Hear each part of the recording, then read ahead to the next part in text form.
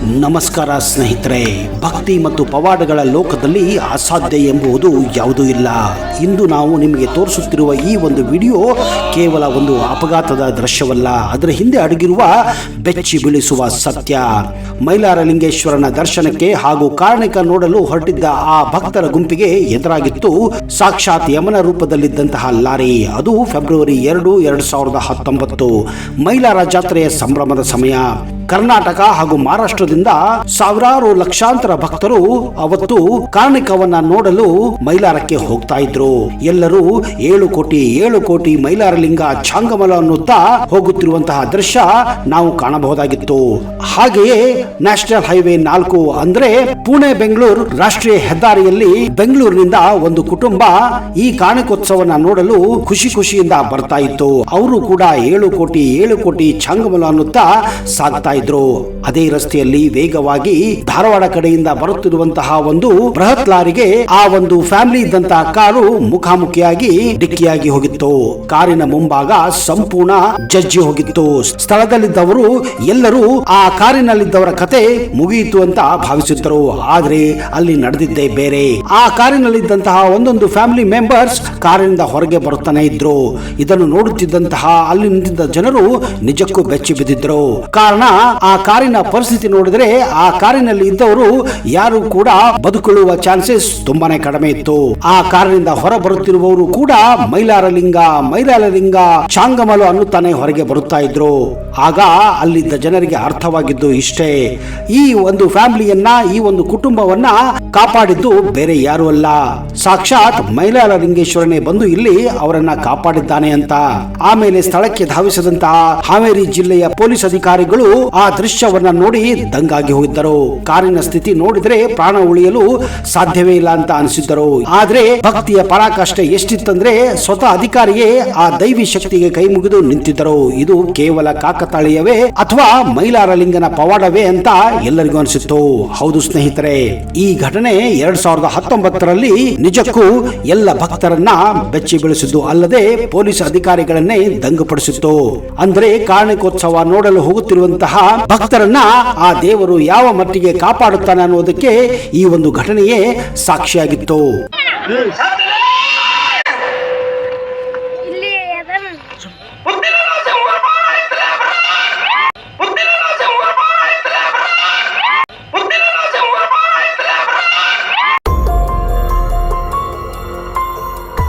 ವಿಜಯನಗರ ಅಂದ್ರೆ ಹೊಸಪೇಟೆ ಜಿಲ್ಲೆಯ ಹಡಗಲಿ ತಾಲೂಕಿನ ಧಾರ್ಮಿಕ ಕ್ಷೇತ್ರ ಮೈಲಾರ ಶ್ರೀ 7 ಕೋಟಿ ಮೈಲಾರಲಿಂಗೇಶ್ವರ ಸ್ವಾಮಿ ಜಾತ್ರೆಗೆ ಪ್ರತಿ ವರ್ಷ ಇಡೀ ವಿಶ್ವಾದ್ಯಂತನೇ ಹೆಸರುವಾಸಿಯಾಗಿದೆ.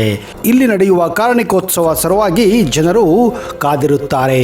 ಸುಮಾರು 15 ಅಡಿ ಮರದ ಬಿಲ್ಲನ್ನು ಏರಿ ಕಾರಣಿಕ ನುಡಿಯುವ ಗುರುವಯ್ಯ ಸದ್ದಲೆ ಎಂದು ಕೂಗಿದಾಗ ನೆರೆದ ಲಕ್ಷಾಂತರ ಜನ ನಿಶಬ್ದವಾಗಿ ನಿಂತು ಕಾರಣಿಕ ಭವಿಷ್ಯವನ್ನ ಆಲಿಸುತ್ತಾರೆ.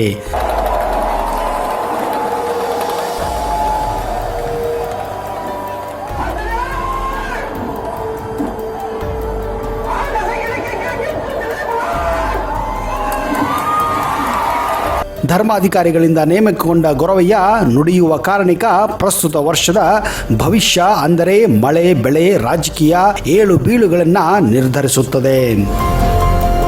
ಜನಪದ ಶೈಲಿಯ ಈ ಜಾತ್ರೆ 100 ವರ್ಷಗಳಿಂದ ಮನೆ ಮಾತಾಗಿದೆ. ಹೋದ ವರ್ಷ ಜಾತ್ರೆ ಆರಂಭ ಆಗುವ ಮೊದಲೇ ದೇವಸ್ಥಾನದ ಆವರಣದಲ್ಲಿ ಆಗಿರುವ ಅವಘಡಗಳಿಂದ ಭಕ್ತರಲ್ಲಿ ಅತೀವ ಆತಂಕ ಉಂಟಾಗಿತ್ತು.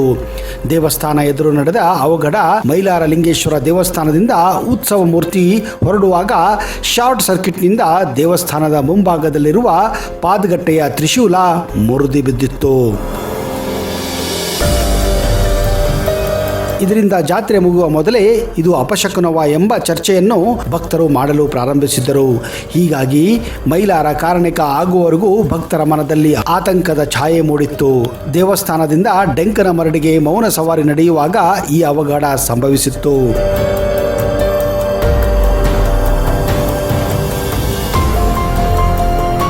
ಮೈಲಾರ ಜಾತ್ರೆಗೆ ಭಕ್ತರು ಕ್ಷೇತ್ರಕ್ಕೆ ಬರಲಿಲ್ಲ ಎಂಬ ಕಾರಣಕ್ಕೆ ಮೈಲಾರಲಿಂಗೇಶ್ವರ ಸ್ವಾಮಿ ಮುನಿಸಿಕೊಂಡನ ಎಂಬ ಚರ್ಚೆಗಳು ಭಕ್ತರಲ್ಲಿ ಉಂಟಾಗಿತ್ತು.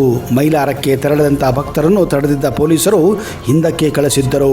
ಈ ಘಟನೆಯಿಂದ ಭಕ್ತರು ಹಲವರು ಈ ರೀತಿಯಲ್ಲಿ ವ್ಯಾಖ್ಯಾನ ಮಾಡುತ್ತಿದ್ದು ಮುಂದಿನ ದಿನಗಳಲ್ಲಿ ಇದಕ್ಕೆ ಉತ್ತರ ಸಿಗಬಹುದೆಂದು ನಂಬಲಾಗಿತ್ತು. ಪಾದಗಟ್ಟೆಯ ತ್ರಿಶೂಲ ಮುರಿದು ಬಿದ್ದ ಅವಘಡ ಆತಂಕದ ಮಧ್ಯೆ ಆ ವರ್ಷ ಕಾರ್ಣಿಕವೂ ನಡೆದಿತ್ತು. ಮೈಲಾರದಿಂದ ಕೇವಲ ಅಣತಿ ದೂರದಲ್ಲಿ ಅಂದರೆ 2 ಕಿಲೋಮೀಟರ್ ದೂರದಲ್ಲಿ ತುಂಗಭದ್ರಾ ನದಿ ಹರಿಯುತ್ತದೆ.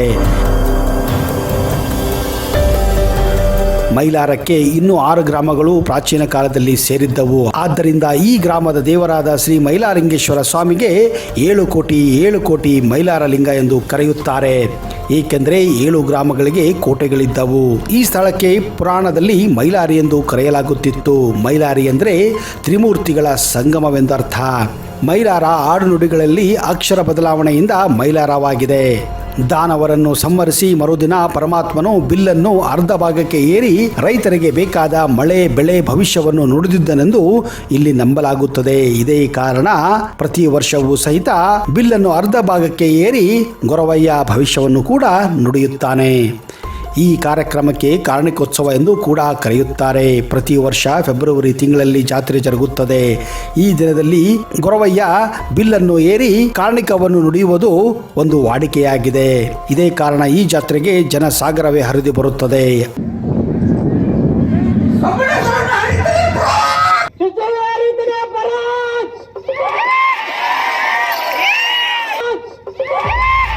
ಆ ಸಂಜೆ ಅಲ್ಲಿ ಲಕ್ಷಾಂತರ ಜನ ಸೇರುತ್ತಾರೆ.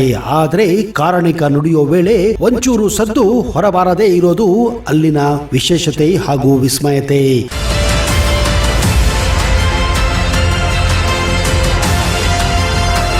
ಗೊರವರನ್ನ ದಕ್ಷಿಣ ಕರ್ನಾಟಕದಲ್ಲಿ ಗೊರವ ಎಂದು ಹೇಳಿದರೆ ಉತ್ತರ ಕರ್ನಾಟಕದಲ್ಲಿ ಗ್ವಾರಪ್ಪ ಎಂದು ಕರೆಯುವುದು ರೂಢಿಯಾಗಿದೆ. ಗೊರವ ಶಬ್ದಕ್ಕೆ ಕ್ವಿಟಲ್ ನಿಘಂಟಿನಲ್ಲಿ ಒಂದು ಬಗೆಯ ಶೈವ ಭಿಕ್ಷುಕರು ಎಂದು ಹೇಳಲಾಗಿದೆ. ಗುರು ಎಂಬುದೇ ಗೊರವ ಶಬ್ದದ ಮೂಲ ಎಂಬುದು ಕೆಲವರ ಅಭಿಪ್ರಾಯ. ಗೊಗ್ಗ ಎಂದರೆ ಮೈಲಾರಲಿಂಗೇಶ್ವರನ ಹಿಂಬಾಲಕರು ಎಂದು ಕಿಟೆಲ್ ನಿಘಂಟು ಅಂದರೆ ಡಿಕ್ಷನರಿಯಲ್ಲಿ ವಿವರಣೆ ನೀಡಲಾಗಿದೆ. ಮಕ್ಕಳನ್ನು ಹೆದರಿಸಲು ಗೊಗ್ಗಯ್ಯ ಬಂದ ಎಂದು ತಾಯಂದಿರು ಹಿಂದೆ ಹೇಳುವ ವಾಡಿಕೆ ಇತ್ತು.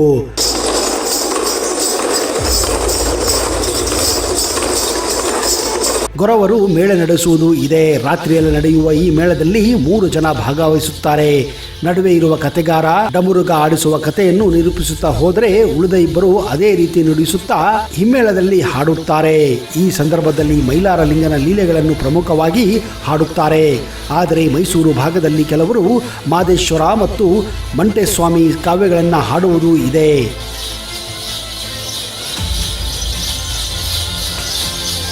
ಭಕ್ತರ ಮನೆಯಲ್ಲಿ ಹಿಂದೆ ಇಂಥ ಮೇಳಗಳು ಮದುವೆಯಲ್ಲಿ ಹುಟ್ಟಹಬ್ಬಗಳಲ್ಲಿ ನಡೆಸಲಾಗುತ್ತಿತ್ತು.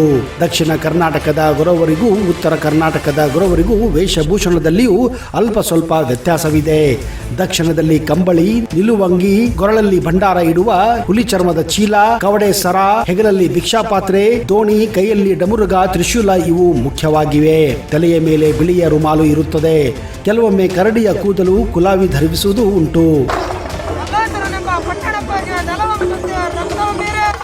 ವೀಕ್ಷಕರೇ, ನಿಮ್ಮಲ್ಲಿ ಯಾರಿಗಾದರೂ ಸಂತಾನ ಸಮಸ್ಯೆ, ವಿವಾಹ ಸಮಸ್ಯೆ ಇದ್ದರೆ ಈ ಪಂಡಿತರನ್ನ ಈಗಲೇ ಸಂಪರ್ಕಿಸಿ. ಪಂಡಿತ್ ವೈದ್ಯ ನೋಡಿ ರಾಮಜ್ಜ, ಶ್ರೀ ಆಂಜನೇಯ ಸ್ವಾಮಿಯ ಆರಾಧಕರು, Indian famous astrologer. Get 100% solution to all your problems. Shri Pratyangira ದೇವಿಯನ್ನ ವಶಪಡಿಸಿಕೊಂಡಿರುವ ಏಕೈಕ ಜ್ಯೋತಿಷ್ಯರು. ಫೋನಿನ ಮೂಲಕ ನೇರ ಪರಿಹಾರದಲ್ಲಿ ಓಪನ್ ಚಾಲೆಂಜ್. ಆಂಜನೇಯ ಸ್ವಾಮಿಯ ಅನುಗ್ರಹದಿಂದ ವಿಶೇಷ ಪರಿಹಾರ ತಿಳಿಸುತ್ತಾರೆ. ನಿಮ್ಮ ಒಂದು ಕರೆ ನಿಮ್ಮ ಭವಿಷ್ಯವನ್ನೇ ಬದಲಾಯಿಸಬಲ್ಲದು. ಇವರ ದೂರವಾಣಿ ಸಂಖ್ಯೆ 9008220252.